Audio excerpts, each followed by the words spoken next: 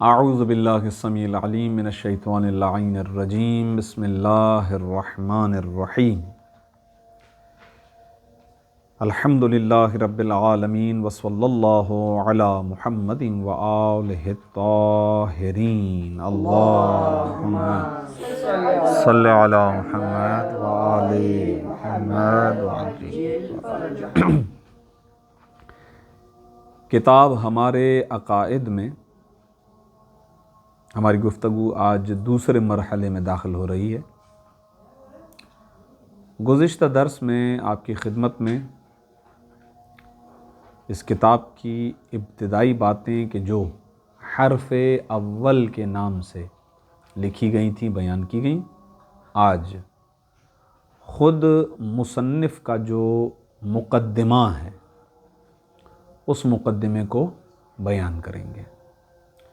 اور جیسا کہ گزشتہ درس میں آپ کی خدمت میں یہ بات پیش کی گئی تھی کہ جب بھی کسی کتاب کو پڑھیں تو صفحے اول سے پڑھیں، ابتدا سے پڑھیں، اس کتاب کے بارے میں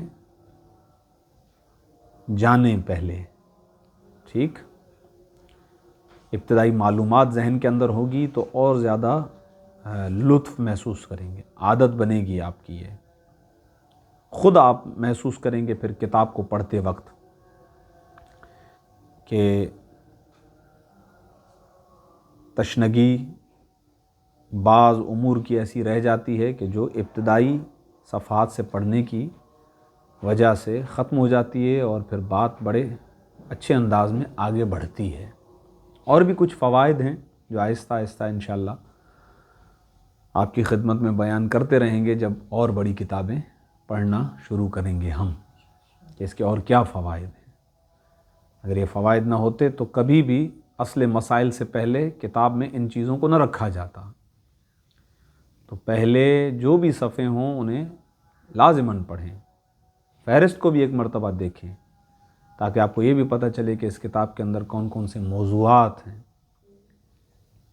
اور کن کن زاویوں سے بحث کی گئی ہے، کون کون سی باتیں بیان کی گئی ہیں۔ کم از کم اجمالی معلومات آپ کے پاس ابتدائی مرحلے میں آ جائیں۔ مصنف کا نام ہے، کتاب کا نام ہے، کتاب کہاں چھپی ہے، کس ادارے نے چھاپی ہے، یہ ساری چیزیں بہرحال آپ کے علم میں ہوں تو اچھا لگے گا۔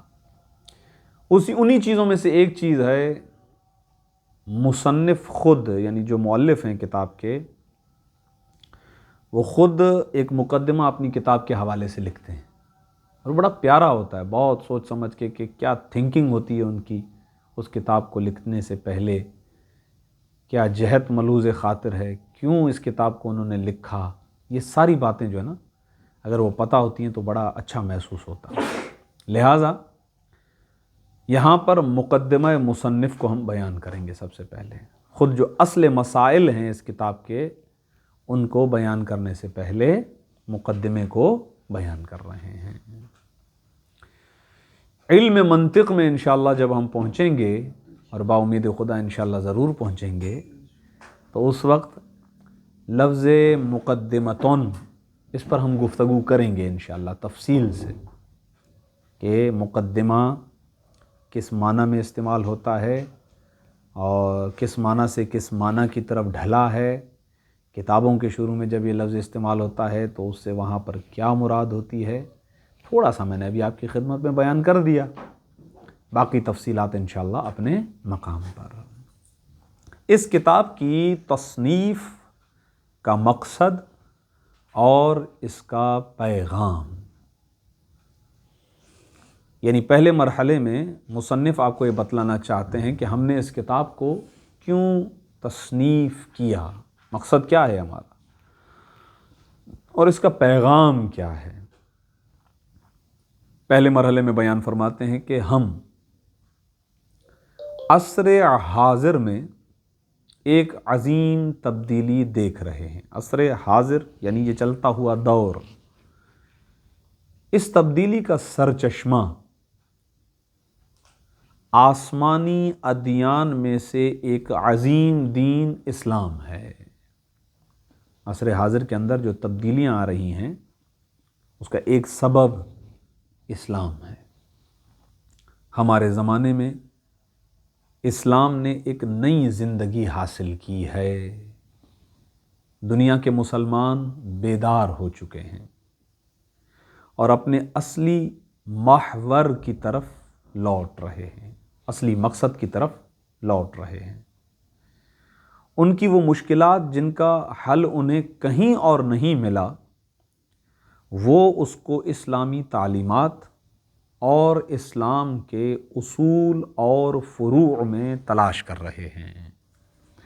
انسان بہرحال اس دنیا میں جب زندگی بسر کرتا ہے تو تقاضۂ بشریت، خود اس کی اپنی ذات کے تقاضے بہت زیادہ ہیں، اس کی ضروریات بہت زیادہ ہیں، اس کے اندر بہت سارے سوالات جنم لیتے ہیں، اور ہر سوال کا جواب ہر جگہ مل جائے یہ ممکن نہیں ہے۔ لیکن اسلام ایک بہترین دین ہے، کامل دین ہے، مکمل دین ہے، لہذا چونکہ سوالات کے جوابات یہاں سے مل جاتے ہیں۔ اور کیوں نہ ہو کہ قرآن میں پروردگار عالم یہ ارشاد فرماتا ہے کہ ان الدین عند اللہ الاسلام، دین ہے ہی اسلام، اللہ کے ہاں دین اسلام ہی ہے اور کوئی دین نہیں ہے۔ یہاں تک کہ تاکید سے کہا کہ وَمَن يَبْتَغِي غیر الاسلام دینا فلن يقبل منہ، اگر آپ اسلام کے علاوہ کوئی اور دین تلاش کریں گے اور اسے لے کر خدا کی بارگاہ میں آئیں گے، فلن يقبل منہ، آپ سے کوئی چیز قبول نہیں کی جائے گی۔ اسلام اسلام اسلام، جو خدا نے آپ کے لیے دین سلیکٹ کیا ہے، اور جب خدا نے سلیکٹ کیا ہے تو آپ کا خالق بھی خدا ہے، تو آپ کی جو بھی ڈیمانڈس ہیں، آپ کی جو ضروریات ہیں، اس کا جواب یہ دین دے گا، ضرور دے گا۔ لہٰذا انسانیت تلاش کر رہی ہے اپنے سوالات کے جوابات اور اپنی مشکلات کا حل، اور انہیں ان مشکلات کا حل کہاں مل رہا ہے؟ اسلام کے اندر مل رہا ہے۔ خوب واضح ہے یہاں تک بات؟ اس عظیم تبدیلی کا سبب کیا ہے؟ یہ ایک الگ موضوع ہے،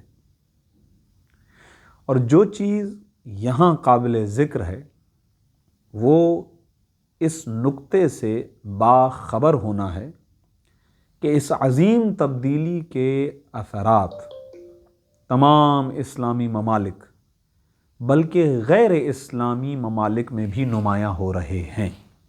یعنی اسلام کی تاثیر، اسلام کا پھیلاؤ اور اسلام کے ذریعے سے جو چینجز آ رہے ہیں، اب تو الحمدللہ آپ اس کو زیادہ فیل کر سکتے ہیں کہ الحمدللہ آپ اس زمانے میں پیدا ہوئے ہیں جو سوشل میڈیا کا زمانہ ہے۔ پرانے زمانے میں تو لوگوں کو پتہ ہی نہیں ہے کہ پچھلی گلی میں کیا ہو رہا ہے۔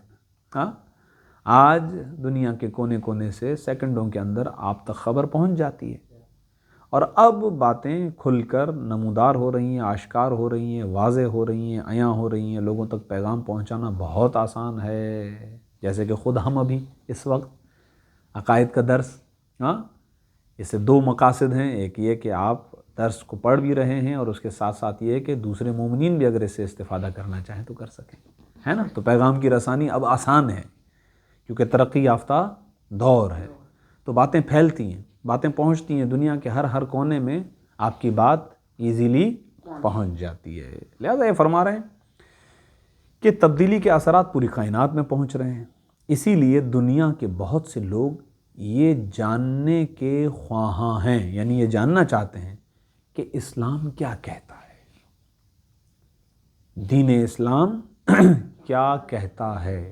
اس کا نظریہ کیا ہے۔ گزشتہ درس میں یاد ہوگا آپ کو کہ پروردگار عالم کیا چاہتا ہے، قرآن کے ذریعے سے اس نے ہم تک کیا پیغام پہنچایا کہ دین کو سوچ سمجھ کے قبول کرو، تفکر، تعقل، تدبر، غور و فکر کرو، اسلام کو قبول کرو۔ اسلام اتنا کھلا ہوا دین ہے، کوئی جبر نہیں ہے اس کے اندر، کوئی زبردستی نہیں ہے۔ ہمیشہ دشمنوں کی یہ سازش رہی ہے، آج بھی رہتی ہے کہ اسلام کا سیاہ چہرہ، غلط چہرہ دنیا والوں کے سامنے پیش کیا جائے۔ ہم اسی لیے کہتے ہیں کہ اسلام کو، دین کو محمد و آل محمد علیہ الصلاۃ والسلام سے لو، تاکہ آپ کو اسلام کا حقیقی چہرہ دکھائی دے۔ اور جس کسی نے بھی اسلام کو صحیح معنوں میں لینا چاہا ہے تو اس نے محمد و آل محمد سے ہی لیا ہے علیہ السلام سے، کیونکہ وہاں سے دین کی حقیقی صورت جو خدا بندے تک پہنچانا چاہتا ہے وہ پہنچتا ہے۔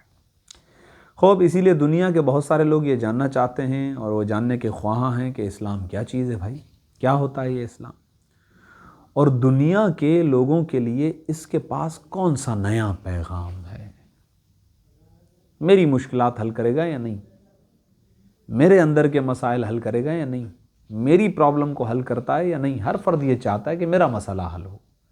اسلام جہاں پر ان اجتماعی مسائل کو حل کرتا ہے، وہیں پر انفرادی مسائل کو بھی حل کرتا ہے۔ اگر اجتماعی پیغام ہے سب کے لیے تو ہر شخص کے لیے الگ الگ سولوشنز بھی اسلام دیتا ہے۔ ٹھیک، ان نازک حالات میں ہماری یہ ذمہ داری ہے کہ اسلام کا تعارف اس طریقے سے کرائیں جس طرح وہ ہے۔ یہ دیکھیں کتنا قیمتی نقطہ ہے، اسلام کا تعارف اس طریقے سے کرائیں کہ جس طرح وہ ہے۔ یہ بہت اہم ہے، جو کہ ابھی میں عرض کر رہا تھا کہ اسلام کا غلط چہرہ دنیا والوں کے سامنے دکھایا جانا، اسلام یعنی کوئی اپنی بات اس کو اسلامی رنگ دے کے بیان کر دینا کہ آگے لوگ ہی حیرت میں پڑ جائیں، کیا اسلام کا یہ نظریہ ہو سکتا ہے، دین کا یہ نظریہ ہو سکتا ہے؟ کبھی کبھار تو عقل ہی قبول نہیں کر سکتی کہ اچھا یہ خدا کا فرمان ہو سکتا ہے، اچھا یہ رسول اللہ اس طریقے سے کہہ سکتے ہیں۔ کیونکہ بہرحال کوشش ہوتی ہے، ایسے مرحلے میں ہماری ذمہ داری کیا ہے کہ دین کو صحیح طریقے سے سمجھیں اور دین کا تعارف اور اسلام کا تعارف اس طریقے سے کروائیں جیسا وہ ہے، اس کی حقیقی شکل و صورت، اور اس میں اپنی طرف سے کسی چیز کا اضافہ نہ کریں۔ ایسا نہ ہو کہ ہم اپنی مرضی سے اس کے اندر جو چیز ہمیں اچھی لگے اسے جزو دین بنا لیں، جیسا کہ ہمیشہ سے ہوتا رہا ہے اور ہو رہا ہے، اور یہ ہوتا رہے گا کہ شیطان اپنی کوششوں سے غافل نہیں ہے، اس نے قیامت تک کی مہلت خدا سے مانگ رکھی ہے، تو وہ اپنا کام کرتا رہے گا۔ اور اس کا ایک کام یہ بھی ہے کہ وہ لوگوں کو ابھارتا ہے اس بات پر کہ اپنے نظریات پر اسلامی رنگ چڑھا دیں۔ صحیح ہے، بات اپنی کر رہے ہیں اور کہہ رہے ہیں کہ خدا نے کہا ہے، کہہ رہے ہیں کہ رسول نے کہا ہے، اس طریقے سے۔ تو یہ کیا ہوا، یعنی گویا اپنی بات کو ایڈ کر دیا اسلام کے اندر۔ ٹھیک، یہ تعارف واضح اور عام فہم انداز میں ہونا چاہیے۔ جب آپ اسلام کو سمجھائیں تو ایک تو کھل کر سمجھائیں، واضح کریں بالکل ہر چیز کو، اور عام فہم انداز۔ عام فہم انداز کا مطلب ہوتا ہے کہ ہر عام انسان اس کا پیغام سمجھ لے۔ انشاءاللہ ابھی تو یہ مقدمہ چل رہا ہے، جب خود ہم اصل مسائل کے اندر داخل ہوں گے تو پھر مثالیں بھی آئیں گی۔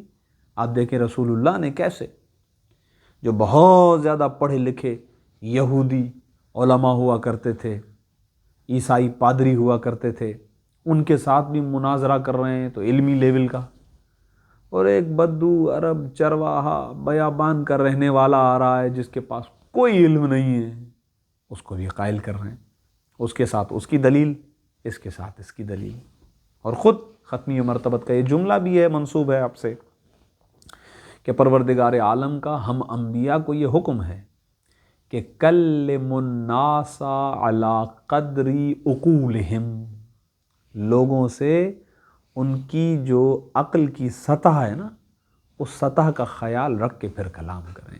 صحیح ہے، ابھی کوئی پہلی جماعت کا طالب علم ہو، جیسے آپ ابھی عقائد کی پہلی کتاب کے اندر ہیں، ہاں، اور میں آپ کی خدمت میں کوئی فلسفے کا مسئلہ چھیڑ دوں، فرض کریں، ہاں، کوئی اور بہت بڑی بات جو کتاب بڑی بڑی حکمت کی کتابوں کے اندر، فلسفے کی کتابوں کے اندر، منطق کی کتابوں کے اندر بیان ہو تو آپ تعجب میں پڑ جائیں گے، بجائے ان کے کچھ سمجھیں الٹا لینے کے دینے پڑ جائیں۔ تو یہ پیغام دے رہے ہیں کہ ایسا نہیں ہونا چاہیے۔ آپ کو چاہیے کہ آپ اسلام اور دین کا تعارف جو کروائیں وہ تعارف ایک تو کھلا ہو، واضح ہو، اور اس کے ساتھ ساتھ عام فہم ہو، سب سمجھ لیں، یعنی کسی تک بھی پہنچے تو کلک کریں بالکل صحیح طریقے سے۔ یہاں تک بات واضح؟ ٹھیک، ہمیں چاہیے کہ اسلام اور اسلامی مذاہب سے آگاہی کی جو خواہش لوگوں میں پائی جاتی ہے اسے حقیقت کا اظہار کر کے دور کریں، اور اس بات کی اجازت نہ دیں کہ ہماری جگہ دوسرے بولیں اور ہماری جگہ وہ فیصلہ کریں۔ آپ ہر وقت کوشاں رہیں کہ لوگوں تک دین پہنچائیں، اسلام پہنچائیں، اپنے قول کے ذریعے، اپنے کردار کے ذریعے سے، اسی لیے کہ اگر آپ ہٹ گئے تو دوسرا بندہ جگہ لے لے گا اور پھر وہ اپنے دین کی پرچار کرے گا، وہ اپنے نظریات کی پرچار کرے گا۔ ہاں، لہٰذا ذمہ داری بہت بڑی ہے، کیونکہ اسلام کا ایک حق بھی ہے ہماری گردنوں پر، وہ بڑا بہترین انداز میں انہوں نے یہاں پر بیان کیا۔ اگر یہ تھا پہلا نقطہ۔ دوسرا، اس بات سے انکار نہیں کیا جا سکتا کہ دوسرے ادیان کی طرح اسلام میں بھی مختلف فرقے پائے جاتے ہیں۔ ہر دین جب آتا ہے تو بہرحال 50 60 70 سال کے بعد جیسے ہی نبی اس دنیا سے جاتا ہے اس دین کے اندر افراتفری پھیل جاتی ہے، فرقہ واریت پھیل جاتی ہے، کسی کے 70 فرقے تو کسی کے 80 فرقے۔ یہ تو ہوتا ہے، اسلام کے اندر بھی یہ ہو گیا، خود رسول اللہ کی حدیث ہے، سیأتی علی امتی زمان، ان قریب میری امت پر وہ زمانہ آئے گا، ستفرقو، کہ وہ بٹ جائے گی، فرقوں میں تقسیم ہو جائے گی، ثلاثۃ وسبعین فرقۃ، 73 فرقوں میں بڑھ جائے گی۔ کتنے فرقوں میں؟ 73۔ کلھا فی النار الا واحدہ، سارے کے سارے جہنمی ہیں سوائے ایک فرقے کے۔ خود یہ حدیث ابتدائی مرحلے میں یہ تو بتلا رہی ہے کہ اسلام کے اندر فرقے تو ہوں گے، رسول اللہ نے بیان فرما دیا۔ ٹھیک، تو کہہ رہے ہیں کہ جس طرح دوسرے ادیان کے اندر ہوا اسی طرح اسلام کے اندر بھی ہوا، فرقہ واریت آئی ہے، فرقے پائے جاتے ہیں جو نظریاتی لحاظ سے اور عملی مسائل میں الگ الگ خصوصیات رکھتے ہیں۔ آپ جانتے بھی ہیں، آپ تھوڑا سا یہاں سے چکر لگا لیجئے 2-4 مسجدوں کے، کوئی کسی طریقے سے نماز پڑھ رہا ہے، کوئی کسی طریقے سے رکوع کر رہا ہے، کوئی کسی طریقے سے سجدہ کر رہا ہے، کوئی کسی طریقے سے روزہ رکھ رہا ہے۔ آپ دیکھ رہے ہیں نہیں دیکھ رہے ہیں؟ کتنے نظریات ہیں، کتنے مسائل ہیں۔ ہاں ٹھیک، لیکن ان کی نوعیت ایسی نہیں ہے کہ وہ اس دین کے پیروکاروں کے درمیان باہمی تعلقات اور تعاون کی راہ میں رکاوٹ بنے۔ ہاں کہہ رہے ہیں ایک بات ہے، یہ ایسا نہیں ہے کہ یہ مسائل کوئی اتنے بڑے مسائل ہو جائیں، یہ مسائل کوئی اتنے بڑے مسائل نہیں ہیں کہ ہم یہ کہیں کہ اب یہ تو کبھی حل ہی نہیں ہو سکتے، یہ مسلمان تو کبھی ایک پیج پر آ ہی نہیں سکتے۔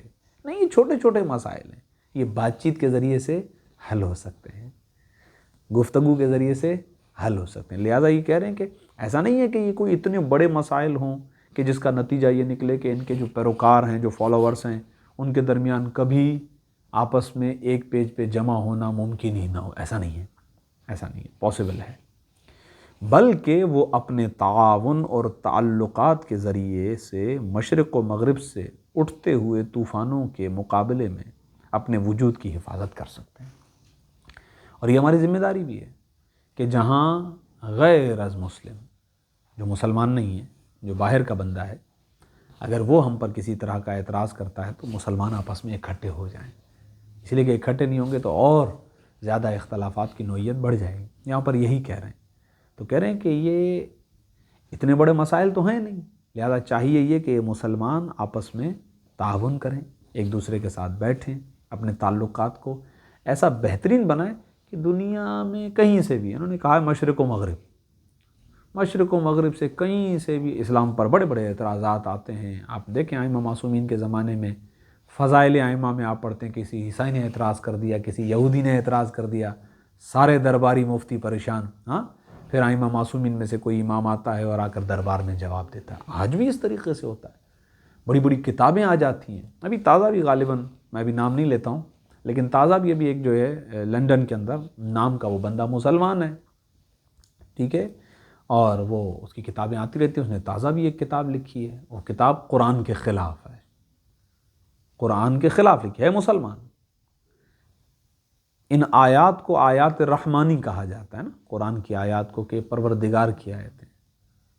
اس نے کتاب کا ٹائٹل ہی یہ رکھا ہے آیات شیطانی، قرآن کی آیت کو ہے، نام کا مسلمان ہے، لیکن اس کو پروموٹ بھی کرتے ہیں یہودی، اس کو پیسہ بھی دیتے ہیں کیونکہ کام کا بندہ نکلا، مسلمانوں کے خلاف کام کر رہا ہے۔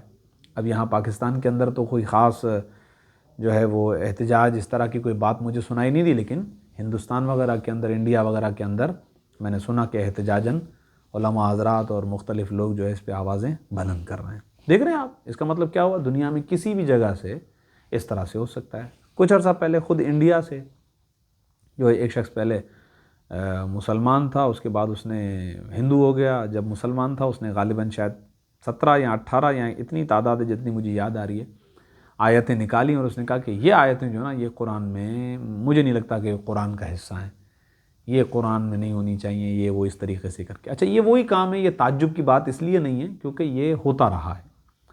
خود عیسائیوں نے پوری انجیل کو بدل دیا، یہودیوں نے پوری توریت کو بدل دیا۔ یہ کیا آسمانی کتابوں کے اندر تغیر اور تبدل آ گیا؟ یہی وجہ ہے کہ قرآن کے بارے میں آیت ہے کہ نحن نزلنا الذکر وإنا لہ لحافظون، ہم نے اس کو نازل بھی کیا، ہم اس کی حفاظت بھی کرنے والے ہیں۔ ہمارے مراجعین، ہمارے علماء، ہمارے ائمہ سب کا اس بات پہ اتفاق ہے یہ قرآن جو آپ کے ہاتھوں میں ہے یہی وہ قرآن ہے کہ جو نازل ہوا ہے۔ باقی اس کے بارے میں کچھ ڈیٹیل خود موضوع قرآن آئے گا تو عرض کروں گا۔ تو دیکھیں آپ، یہ آیا نا اعتراض، ایک لندن سے فرض کریں یہ بندے نے کتاب لکھی تو یہ مغرب سے اعتراض آ گیا، صحیح ہے۔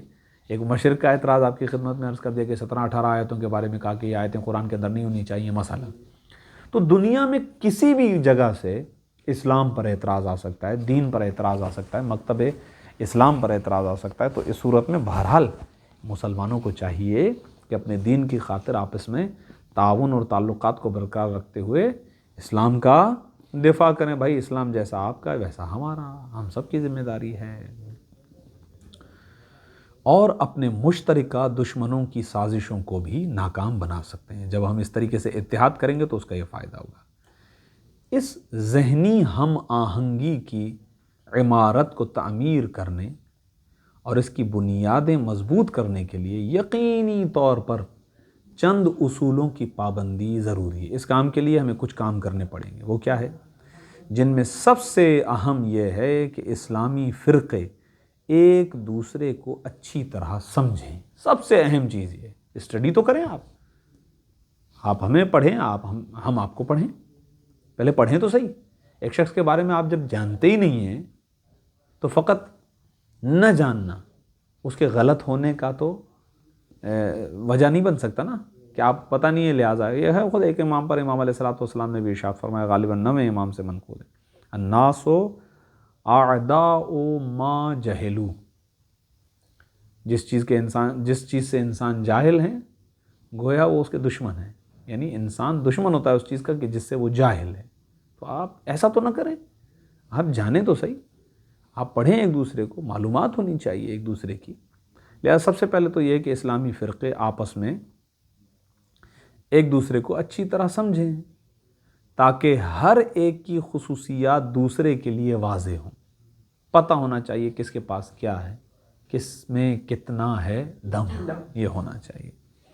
کیونکہ ایک دوسرے کو اچھی طرح پہچان کر ہی بدگمانیوں کا سدباب کیا جا سکتا ہے۔ جب ہم ایک دوسرے کو پہچانیں گے نا، جب ہمیں ایک دوسرے کا پتہ چل جائے گا نا، تو ہمارے جو ویک پوائنٹس ہیں وہ ہمیں پتہ چل جائیں گے۔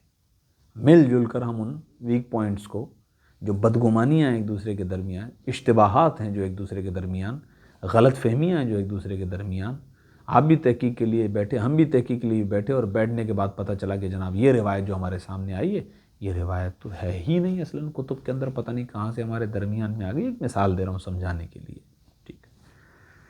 اور تعاون کا ہاتھ بڑھایا جا سکتا ہے۔ اچھا، اب ایک دوسرے کو پہچاننے کا طریقہ کیا ہے، اس کو سنیں۔ ایک دوسرے کو پہچاننے کا سب سے بہترین ذریعہ یہ ہے کہ ہر مذہب کے نزدیک اسلام کے اصول اور فروع سے متعلق نظریات اس فرقے کے مستند اور معتبر علماء سے حاصل کیے ہیں۔ سب سے پہلی چیز تو یہ ہے کہ آپ دین کو ہر ایرے غیرے سے نہ لیں۔ پہلی بات تو یہ ہے، کوئی بھی اٹھ کے کھڑا ہو جائے اور جو ہے وہ ٹھیکیدار بن جائے۔ اچھا، آپ یہ تجربہ کر کے بھی دیکھ لیجئے کہ کسی بھی موضوع پر گفتگو کریں تو خاموش بیٹھے ہوئے ہوں گے لوگ، جو اس کا اسپیشلسٹ ہوگا یا جس کے پاس معلومات ہوگی وہ بولے گا، لیکن دین کا کوئی مسئلہ چھیڑ دیں سارے مفتی بن جائیں گے فوراً. یہ سارا مسئلہ ہے، یہ ریئلٹی اپنی جگہ پر واقعاً ایسا ہی ہے.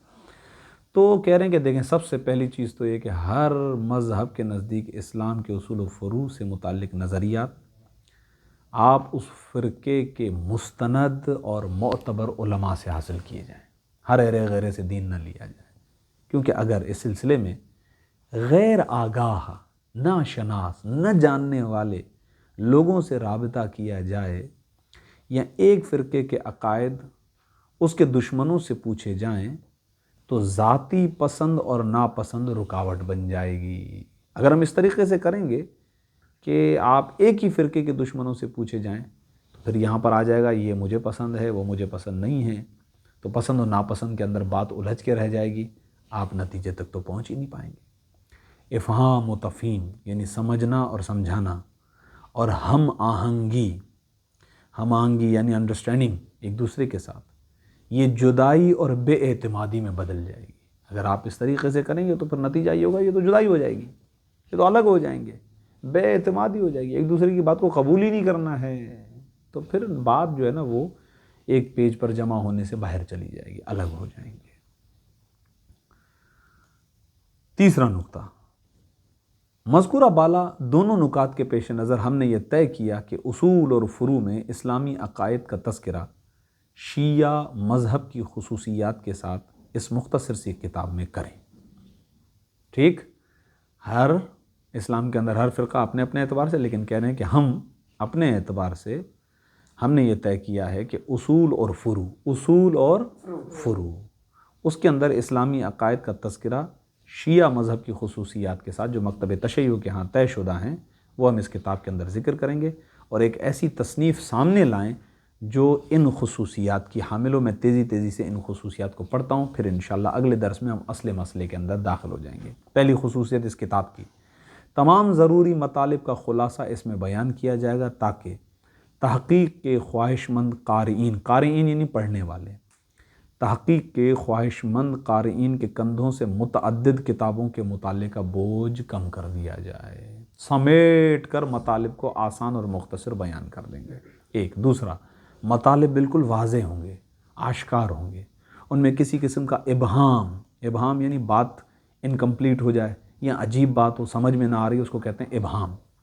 ان میں سے کسی قسم میں ابہام نہ ہو، اور ان اصطلاحات کا استعمال نہ کیا جائے جو فقط علمی ماحول یا دینی مدارس میں مستعمل ہو. یعنی یہ کتاب ایسی نہ ہو کہ فقط فرض کریں حوزے میں خاص الفاظ بولے جاتے ہیں.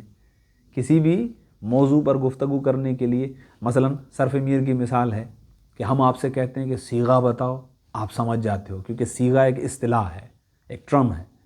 لیکن آپ کسی باہر والے شخص کے سامنے قرآن رکھ کے بولو یہ صیغہ کیا ہے، پہلے تو بولے گا یہ صیغہ کیا ہے خود یہ صیغہ کیا چیز ہے. کیونکہ یہ جو لفظ ہے نا صیغہ، یہ ایک اصطلاح ہے جو حوزے کی اصطلاح ہے، جو مدرسے کے اندر اصطلاح استعمال ہوتی. تو کہتے ہیں اگر ہم کوشش کریں گے کہ اس کتاب کے اندر اصطلاحات میں بھی گفتگو نہیں کریں گے کہ ایک عام انسان اس کو سمجھ ہی نہ پائے. یہ دوسری ٹھیک. نیز اس بات کا بھی خیال رکھا جائے گا کہ یہ کام مباحث کو سطحی بنانے کا موجب نہ بنے. البتہ اس بات کا خیال رکھا جائے گا کہ اتنا لو لیول بھی نہ ہو جائے.